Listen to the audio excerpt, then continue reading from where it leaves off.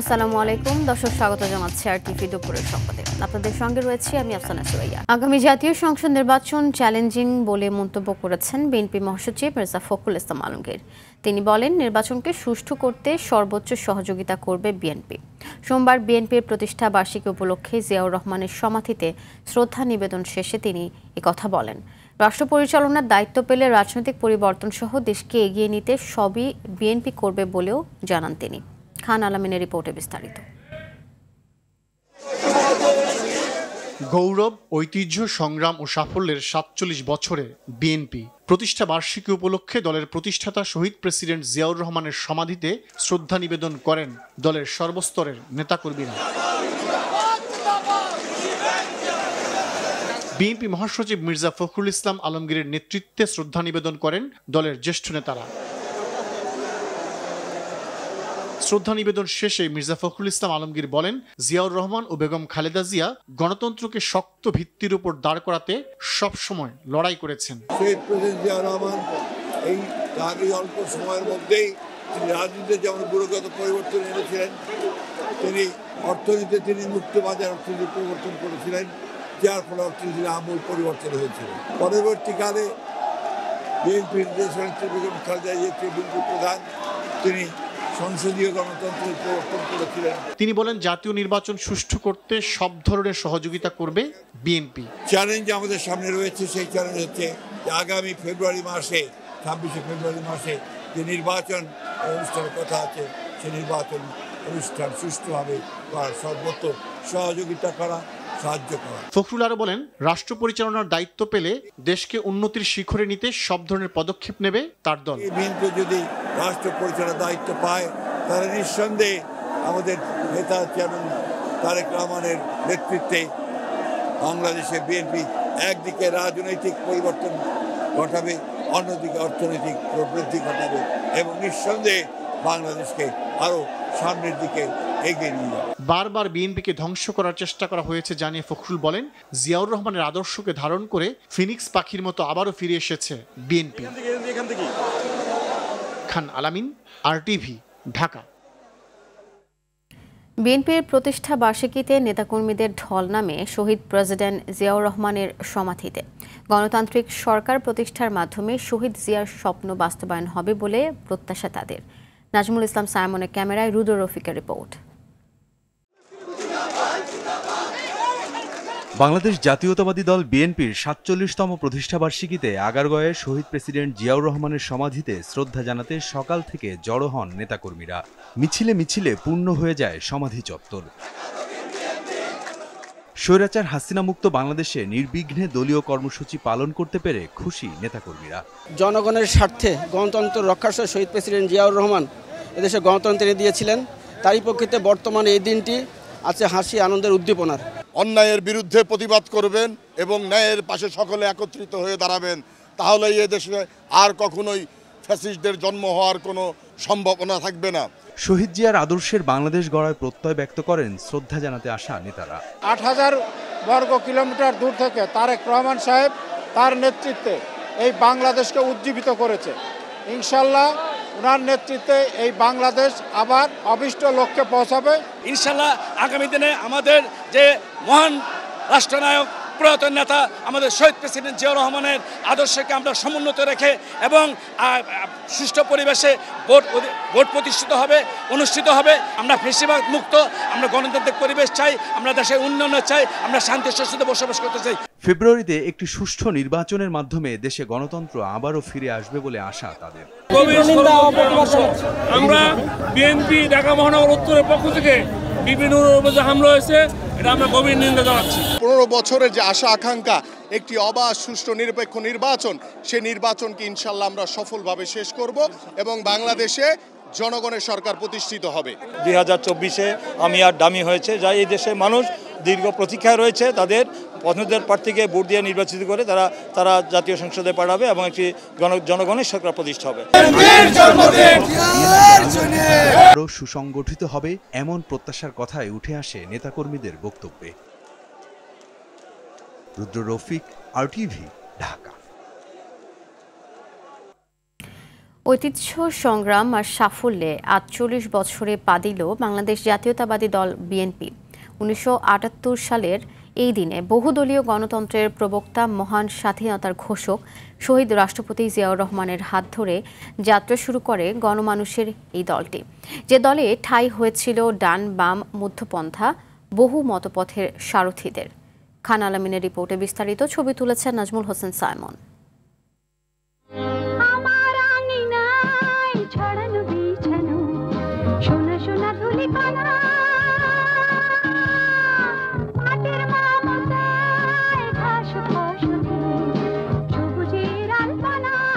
সবুজের আলপনায় তুলির ছোঁয়া এঁকে দিচ্ছেন ইদ্রিস আলী ও তার দুই সহযোগী। মানিকগঞ্জের সিঙ্গারের ভূম দক্ষিণ গ্রামের সবুজের বিছানায় সোনা ফলানোর শিল্পী তারা। ১৯৭৭ সালে খাল খনন কর্মসূচির মাধ্যমে জিয়াউর রহমান যে কৃষি বিপ্লব সূচনা করেছিলেন তারই একজন সৈনিক ইদ্রিস আলী। তখন থেকে শুরু, চলছে এখনো। সময়ের পরিক্রমায় কৃষক যেমন হয়ে উঠেছেন ইদ্রিস আলী, তেমনি জিয়াউর রহমানের আদর্শের একনিষ্ঠ কর্মীও। সিঙ্গার জিয়াউর রহমান সাহেব আসছিলেন খাল খনন প্রকল্পে। আমি কোদাল দিয়ে মাটি কাটছিলাম। আমার মাটি কাটা দৃশ্য দেখে উনি আমার কাছে আগে এসে আমাকে আদর করছিল। আমি সেই থেকে জিয়াউর রহমানের ভক্ত। আমাদের আগে খুব ভাতের অভাব ছিল, আর জিয়াউর রহমান সাহেব আমাদের দেশে খাল খনন প্রকল্প এনে ইরি ধানের প্রচলন দেশে আনে, ক্রমে মানুষের ভাগ্যের পরিবর্তন হয়। আদর্শ ধরে রাখতে তৎকালীন প্রেসিডেন্ট জিয়া ১৯৭৮ সালের ১ সেপ্টেম্বর প্রতিষ্ঠা করেন বিএনপি। বাম ডান মধ্যপন্থা, সঙ্গে ছিল তারুণ্য নির্ভরতা। ইদ্রিস আলীদের মতো লাখো কর্মীর ঠিকানা হয়ে উঠেছিল নতুন দলটি। একদলীয় বাকশাল থেকে মুক্তি পায় দেশ, পুনরায় শুরু হয় বহুদলীয় গণতন্ত্রের অভিযাত্রা। তিনি বুঝতে পেরেছিলেন বাংলাদেশের মানুষ গণতন্ত্রে বিশ্বাস করে, গণতন্ত্রের প্রতি আকাঙ্ক্ষা পোষণ করে, এবং সেজন্যই তিনি বাংলাদেশ জাতীয়তাবাদী দল বা বিএনপি নামে দলটি গঠন করেন। এবং এই দলের মাধ্যমে জিয়াউর রহমান সারা দেশের মানুষের সঙ্গে একটা অকৃত্রিম বন্ধুত্বের সম্পর্ক, ঘনিষ্ঠতার সম্পর্ক গড়ে তুলতে সক্ষম হয়েছিলেন। ১৯৭৭ সালে জিয়াউর রহমান রাষ্ট্রপতি পদে নির্বাচন করতে গঠন করেন জাতীয়তাবাদী গণতান্ত্রিক দল জাগদল। পরের বছর জাগদলের বিলুপ্তির মধ্য দিয়ে শুরু হয় বিএনপির যাত্রা। দলের আহ্বায়ক কমিটির চেয়ারম্যান হন জিয়াউর রহমান আর মহাসচিব ডাক্তার AQM বদরুদ্দোজা চৌধুরী। পরের বছর দ্বিতীয় সংসদ নির্বাচনে ২৯৮টি আসনের মধ্যে ২০৭টিতে জিতে সরকার গঠন করে বিএনপি।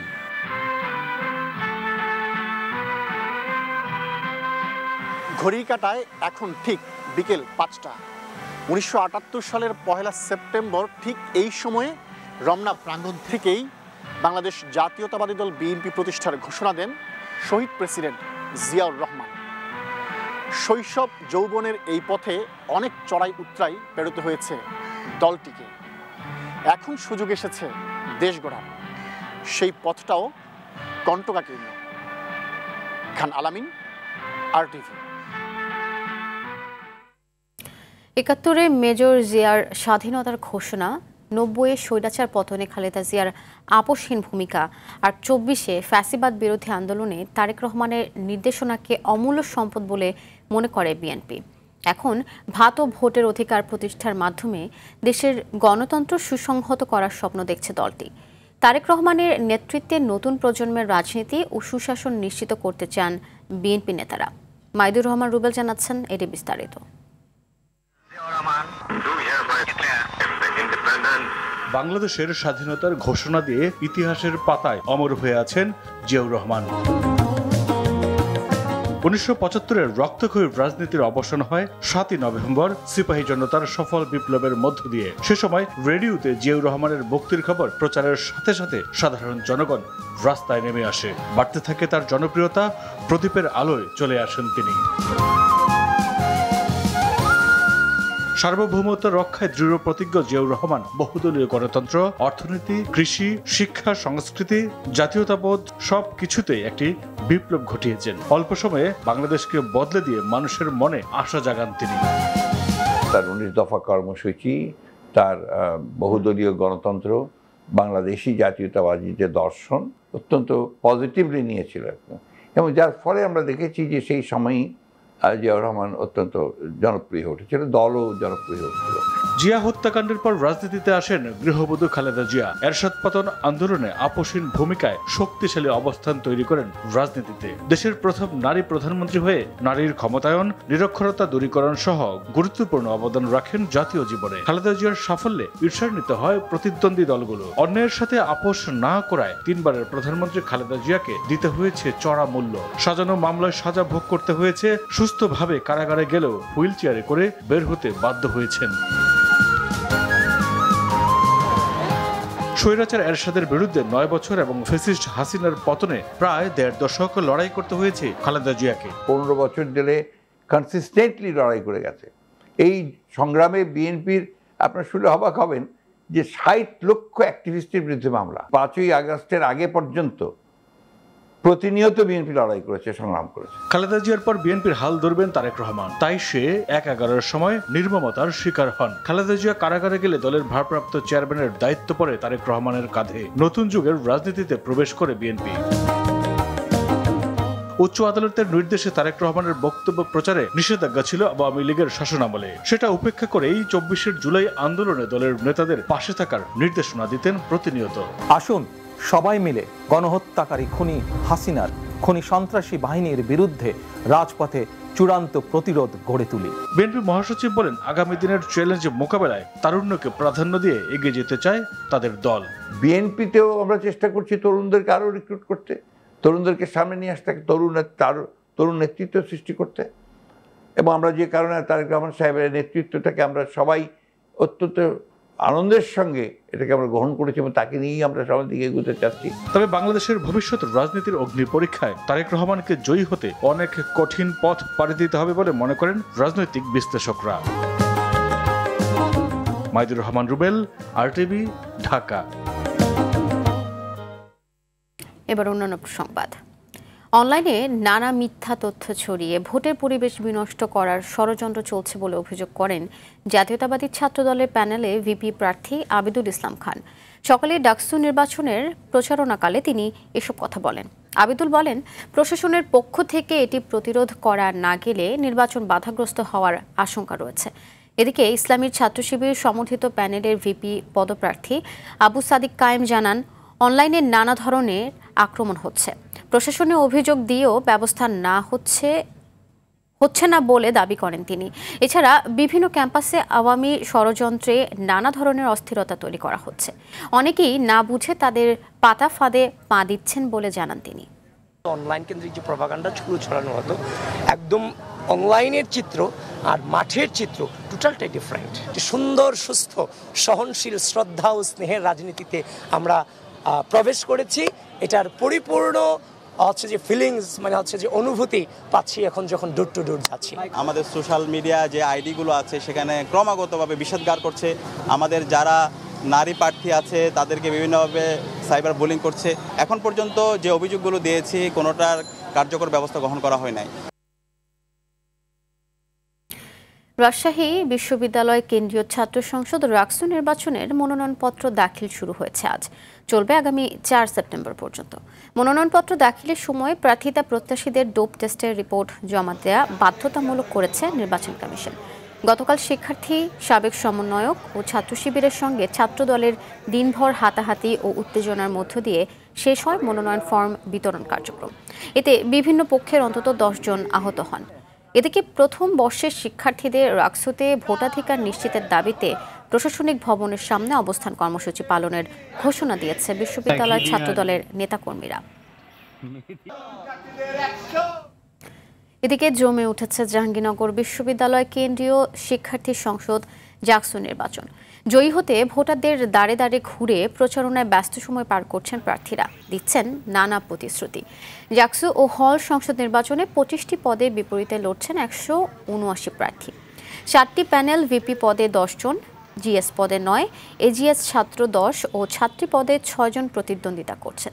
দীর্ঘ 33 বছর পর অনুষ্ঠিত হতে যাওয়া নির্বাচনে ভোট প্রদান করবেন 11,919 জন শিক্ষার্থী। নির্বাচনকে অবাধ, নিরপেক্ষ ও নির্বিঘ্ন করতে ক্যাম্পাসে নিরাপত্তা ব্যবস্থা জোরদার করেছে বিশ্ববিদ্যালয় প্রশাসন। হল ত্যাগের নির্দেশ প্রত্যাখ্যান করে 4 দফা দাবিতে বিক্ষোভ করছেন ময়মনসিংহে বাংলাদেশ কৃষি বিশ্ববিদ্যালয়ের অধিকাংশ শিক্ষার্থী। সকালে অল্প সংখ্যক শিক্ষার্থী হল ছাড়লেও আন্দোলনরত শিক্ষার্থীরা হল থেকে বিক্ষোভ মিছিল নিয়ে ক্যাম্পাসের KR মার্কেটের সামনে অবস্থান নেন।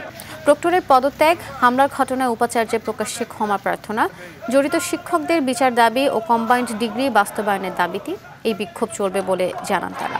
এর আগে রবিবার কম্বাইন্ড ডিগ্রির দাবিতে ভিসি সহ 2.5 শতাধিক শিক্ষককে অবরুদ্ধ করে বিক্ষুব্ধ শিক্ষার্থীরা। রাত 8টার দিকে বহিরাগতরা আন্দোলনরত শিক্ষার্থীদের উপর হামলা চালিয়ে তাদের উদ্ধার করলে উভয় পক্ষের ধাওয়া পাল্টা ধাওয়া ও ইট পাটকেল নিক্ষেপে রণক্ষেত্রে পরিণত হয় পুরো ক্যাম্পাস।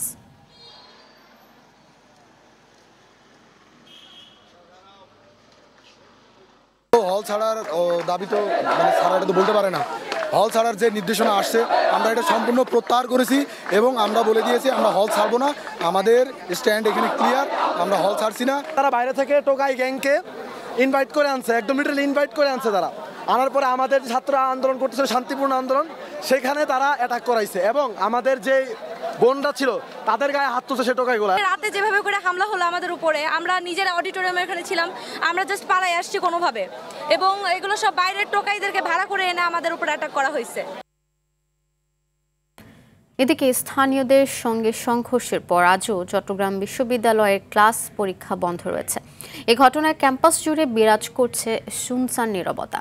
তবে প্রশাসনিক ভবনে বিশ্ববিদ্যালয়ের নিয়োগ পরীক্ষা থেকে শুরু করে দাপ্তরিক কাজ চলছে। 2 দফা সংঘর্ষে অন্তত 144 শিক্ষার্থী আহত হলেও এ পর্যন্ত কোনো মামলা হয়নি। আহতদের মধ্যে 3 জনের অবস্থা গুরুতর বলে জানিয়েছেন চট্টগ্রামের civil surgeon doctor Jahangir Alam. এর মধ্যে ভাস্কুলার ইনজুরিতে আক্রান্ত এক শিক্ষার্থীকে উন্নত চিকিৎসার জন্য ঢাকায় আনা হয়েছে। শনিবার দিবাগত রাত 1টার দিকে বিশ্ববিদ্যালয়ের এক নারী শিক্ষার্থীকে বাড়ির দারোয়ান কর্তৃক হেনস্থার ঘটনাকে কেন্দ্র করে শিক্ষার্থী ও এলাকাবাসীর মধ্যে সংঘর্ষ বাধলে এই উত্তপ্ত পরিস্থিতির সৃষ্টি হয়।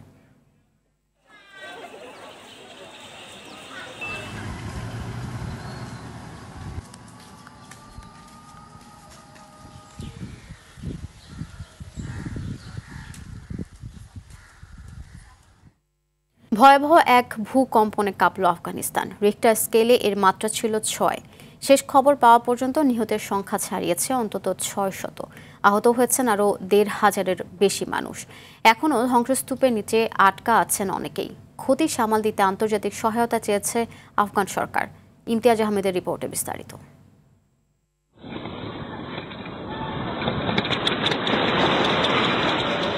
স্থানীয় সময় রোববার মধ্যরাত আচমকাই কেঁপে ওঠে আফগানিস্তানের নাঙ্গারহার ও কুনার প্রদেশ। পাকিস্তান সীমান্তের কাছে আঘাত হানায় 6 মাত্রার এই ভূমিকম্প। এখনও ধ্বংসস্তূপের নিচে চাপা পড়ে আছে বহু মানুষ। তাদের উদ্ধারে কাজ করছে স্থানীয় প্রশাসন ও বাসিন্দারা। মিলছে নতুন নতুন মরদেহের সন্ধান। যুক্তরাষ্ট্রের ভূতাত্ত্বিক জরিপ সংস্থা USGS বলছে ভূমিকম্পের উৎপত্তিস্থল ছিল জালালাবাদ শহরের 27 কিলোমিটার উত্তর পূর্বে, ভূপৃষ্ঠের 8 কিলোমিটার গভীরে। এরপর আরও অন্তত 3টি কম্পন অনুভূত হয়, যেগুলোর মাত্রা ছিল 4.5 থেকে 5.2 এর মধ্যে। হতাহতের বিষয়ে সামাজিক মাধ্যমে দেয়া এক বিবৃতিতে তালেবান সরকার জানায়, পূর্বাঞ্চলীয় কিছু প্রদেশে প্রাণহানি ও সম্পদের ব্যাপক ক্ষতি হয়েছে। এদিকে ভূমিকম্পের ফলে প্রবল বন্যা ও ভূমিধসে বন্ধ রয়েছে দেশটির বেশিরভাগ সড়ক। পর্যাপ্ত সম্পদ ও সরঞ্জাম না থাকায় ক্ষতিগ্রস্ত অঞ্চলগুলোতে আন্তর্জাতিক সহায়তা চেয়েছে আফগান সরকার। ভূমিকম্প যেন আফগান নাগরিকদের জন্য হয়ে উঠেছে এক নিয়মিত আতঙ্ক। গেল 3 দশকে কেবল এ দুর্যোগের কারণেই দেশটিতে প্রাণ হারিয়েছে 10,000-এরও বেশি মানুষ। ইমতিয়াজ আহমেদ, RTV। গণ অধিকার পরিষদের সভাপতি ও ডাকসুর সাবেক ভিপি নুরুল হক নূরের স্বাস্থ্যের উন্নতি হয়েছে। তাকে ICU থেকে নেওয়া হয়েছে ক্যাবিনে। ঢাকা মেডিকেল কলেজ হাসপাতালের পরিচালক ব্রিগেডিয়ার জেনারেল মোহাম্মদ আসাদুজ্জামান বলেন, নাক ও চোয়ালের ভাঙা হাড় পুরোপুরি ঠিক হতে 4 থেকে 6 সপ্তাহ সময় লাগবে। চিকিৎসকের পরামর্শে স্বাভাবিক খাবার গ্রহণ করতে পারছেন নূর। এদিকে নুরুল হক নূরকে দেখতে হাসপাতালে আসেন নৌ পরিবহন উপদেষ্টা M শাখাওয়াত হোসেন। খোঁজ নেন তার চিকিৎসার। নূর ছাড়াও গণ অধিকার পরিষদের আরও কয়েকজন নেতা ঢাকা মেডিকেলের চিকিৎসা নিচ্ছেন। সব ডাক্তাররা দেখেছেন এবং ওনারা মতামত দিয়েছেন তাকে আইসিইউ থেকে কেবিনে শিফট করার জন্য। ওনার সব ক্ষেত্রেই উন্নতি হচ্ছে। আপনি জানেন যে ওনার যে নাকের হাড়ে যেটা ফ্র্যাকচার হয়েছে বা ম্যাক্সিলা যে ফ্র্যাকচার হয়েছে, এটার জন্য আসলে একটু ওয়েট করতে হবে 4 থেকে 6 সপ্তাহ। খাওয়ার ব্যাপারে ওনার কোনো রেস্ট্রিকশন নাই, উনি নর্মাল খাবারই খেতে পারছেন। জুলাই আগস্ট আন্দোলনে সংগঠিত মানবতা বিরোধী অপরাধের মামলায় সাবেক প্রধানমন্ত্রী শেখ হাসিনা ও সাবেক স্বরাষ্ট্রমন্ত্রী আসাদুজ্জামান খান কামাল সহ 3 জনের বিরুদ্ধে 10ম দিনের সাক্ষ্য গ্রহণ চলছে। বিচারপতি মোহাম্মদ গোলাম মুর্তুজা মজুমদারের নেতৃত্বাধীন আন্তর্জাতিক অপরাধ ট্রাইব্যুনাল 1-এ ইতিমধ্যে 2 জন সাংবাদিক ও 1 জন চিকিৎসকের সাক্ষ্য নেওয়া হয়েছে। আজ আরও 3 জন সাক্ষ্য দেবেন বলে প্রসিকিউশন থেকে জানানো হয়েছে। এই মামলায় মোট সাক্ষী 81 জন। এ পর্যন্ত 32 জনের সাক্ষ্য গ্রহণ শেষ হলো। এছাড়া জুলাই আন্দোলনে রাজধানীর রামপুরায় 2 জনকে হত্যা ও কার্নিশে ঝুলে থাকা এক যুবককে গুলির ঘটনায় করা মামলায় সাবেক ডিএমপি কমিশনার হাবিবুর রহমান সহ পলাতক 4 আসামির পক্ষে রাষ্ট্রনিযুক্ত আইনজীবী নিয়োগের আদেশ দিয়েছে ট্রাইব্যুনাল। এই মামলার পরবর্তী শুনানি 11 সেপ্টেম্বর। গ্রামীণ অবকাঠামো উন্নয়নের রূপকার এলজিইডির প্রতিষ্ঠাতা প্রকৌশলী কামরুল ইসলাম সিদ্দিক স্বাধীনতা, উত্তর যুদ্ধ বিধ্বস্ত দেশ পুনর্গঠন এবং শহরের সঙ্গে গ্রামের সংযোগ স্থাপনে রয়েছে তার অনবদ্য অবদান। বর্ণাঢ্য কর্মময় জীবনে এই বীর মুক্তিযোদ্ধা বিদ্যুৎ ও জ্বালানি নিরাপত্তা, দুর্যোগ ব্যবস্থাপনা, গণপরিবহন ব্যবস্থা সহ বিভিন্ন খাতের উন্নয়নে ব্যাপক অবদান রেখে পরিণত হয়েছিলেন অবকাঠামো উন্নয়নের প্রবাদ পুরুষ। আজ তার 17তম মৃত্যুবার্ষিকী। এ বিষয়ে আরও জানাচ্ছেন শাকিলা করিম। রবীন্দ্রনাথের মতে মানুষ নির্মাণ করে প্রয়োজনে, সৃষ্টি করে আনন্দে, বুদ্ধির পরিচয় দেয় জ্ঞানে, যোগ্যতার পরিচয় দেয় কৃতিত্বে, নিজের পরিচয় দেয় সৃষ্টিতে। এলজিডির প্রতিষ্ঠাতা প্রকৌশলী কামরুল ইসলাম সিদ্দিক ছিলেন এই মর্মবাণীর ছায়া। তার তত্ত্বাবধানে শুরু হয়েছিল ঐতিহাসিক রেসকোর্স ময়দানের একাংশে মুক্তিযুদ্ধের ভাস্কর্য নির্মাণ কাজ। যুদ্ধবিধ্বস্ত ঢাকা শহরের আইল্যান্ড, জীর্ণ ফুটপাত, অবৈজ্ঞানিক ট্রাফিক, নিয়নবাতির স্বল্পতা। তিনি ঢাকা ট্রান্সপোর্ট কোঅর্ডিনেশন বোর্ডের চেয়ারম্যানের দায়িত্ব নেওয়ার পর দৃশ্যপটের পরিবর্তনে কোথায় নেই তার ছায়া। তার হাত ধরে এলজিডির মাধ্যমে গ্রামীণ অবকাঠামো উন্নয়ন বিশ্বে একটি মডেল হিসেবে বিবেচিত হয়েছে। বহু শিক্ষা প্রতিষ্ঠান নির্মাণ থেকে শুরু করে তিনি অসংখ্য বহুমুখী ঘূর্ণিঝড় আশ্রয় কেন্দ্র নির্মাণ করেছেন। দক্ষ জনশক্তি তৈরিতে স্থাপন করেছেন বহু ট্রেনিং সেন্টার। শুষ্ক মৌসুমে সেচের জন্য প্রয়োজনীয় পানির যোগান নিশ্চিতে বহু ড্যাম তৈরি করেছেন। তার জন্ম 1945 সালের 20 জানুয়ারি কুষ্টিয়া জেলায়। মাধ্যমিক ও উচ্চ মাধ্যমিকের পর বুয়েট থেকে সিভিল ইঞ্জিনিয়ারিং পাশ করেন। শুরু করেন কর্মজীবন। 71-এ মুক্তিযুদ্ধে দেশ বাঁচাতে হাতে তুলে নেন অস্ত্র। 9 মাস মুক্তি সংগ্রামের পর নতুন করে শুরু করেন দেশ করার সংগ্রাম। কিংবদন্তি প্রকৌশলী কামরুল ইসলাম সিদ্দিক 1977 সালে যুক্তরাজ্যের শেফিল্ড বিশ্ববিদ্যালয় থেকে আরবান অ্যান্ড রিজিওনাল প্ল্যানিংয়ে উচ্চতর ডিগ্রি নেন। এলজিডির প্রতিষ্ঠাতা ও প্রধান প্রকৌশলী হিসেবে গ্রামীণ অবকাঠামো উন্নয়নে নিরলস পরিশ্রম করে হয়ে ওঠেন সত্যিকারের দেশপ্রেমিক। আধুনিক নগর কাঠামো গড়ে তোলার স্বপ্ন ছিল তার। সড়ক যোগাযোগের ক্ষেত্রে বিশেষ অবদানের জন্য বিশ্ব ব্যাংক কামরুল ইসলাম সিদ্দিককে 1999 সালে ইন্টারন্যাশনাল রোড ফেডারেশন কর্তৃক বর্ষসেরা ব্যক্তি ঘোষণা করেন। কাজের স্বীকৃতি হিসেবে পান ভাসানী স্বর্ণপদক, কবি জসিমউদ্দিন স্বর্ণপদক, আইইবি স্বর্ণপদক, শেরেবাংলা স্বর্ণপদক, বঙ্গবন্ধু প্রকৌশলী স্বর্ণপদকও। জীবনের প্রতিটি দিনের পাতায় জলজলে সব কৃতিত্ব সাজিয়ে 2008 সালের 1 সেপ্টেম্বর 63 বছর বয়সে শেষ নিঃশ্বাস ত্যাগ করেন নীরব এই দেশবন্ধু। Shakila Karim, RTV, Dhaka. 50 megapixel Zeiss super telephoto camera নিয়ে দেশের বাজারে নতুন ফ্ল্যাগশিপ স্মার্টফোন নিয়ে এলো ভিভো। ভিভো V60 স্মার্টফোনটিতে রয়েছে টেলিফোটো ওয়েডিং পোর্ট্রেটে 85 মিলিমিটার এবং 100 millimetre close up focal lens.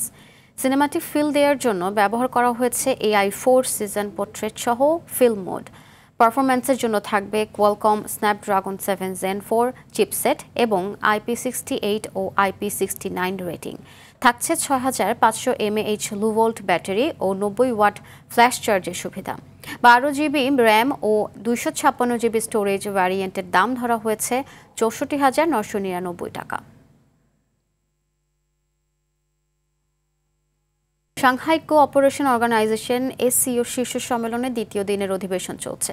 এতে সভাপতির বক্তব্য রেখেছেন চীনের প্রেসিডেন্ট শি জিনপিং। বক্তব্যে SCO-ভুক্ত দেশগুলোর নেতাদের পারস্পরিক সহযোগিতা বজায় রাখার মাধ্যমে আন্তর্জাতিক অঙ্গনে ইতিবাচক ভূমিকা রাখার আহ্বান জানান তিনি। পাশাপাশি আগামী বছরগুলোতে এই দেশগুলোতে উল্লেখযোগ্য পরিমাণে বিনিয়োগের ঘোষণাও দেন শি জিনপিং। এর আগে সম্মেলনের স্থানে পৌঁছালে বিশ্ব নেতাদের স্বাগত জানান চীনা প্রেসিডেন্ট।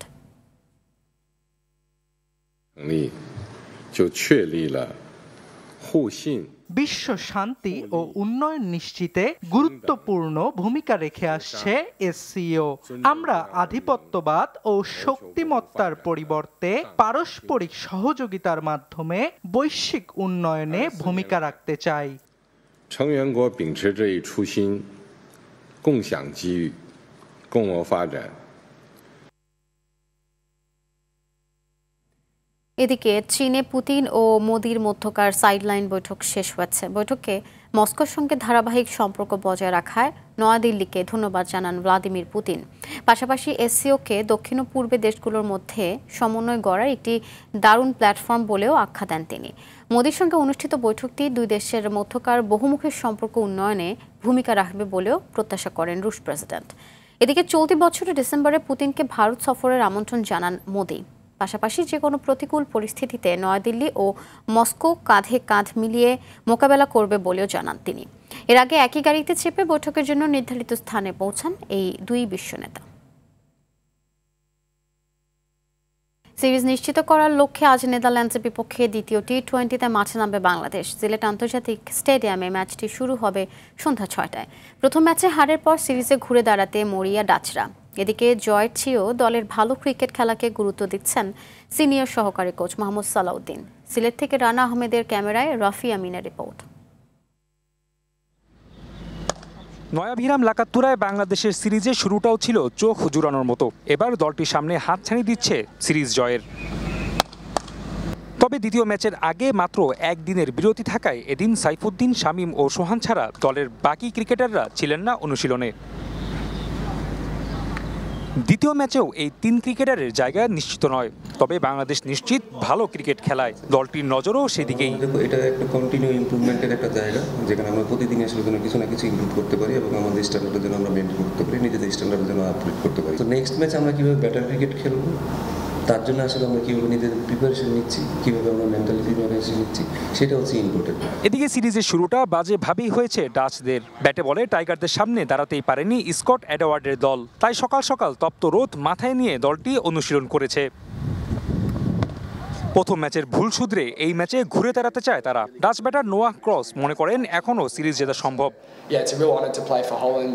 আমাদের দলের দৃঢ় আত্মবিশ্বাস আছে। আমি আগেও বলেছি, আমরা প্রথম ম্যাচ থেকে অনেক কিছু শিখেছি।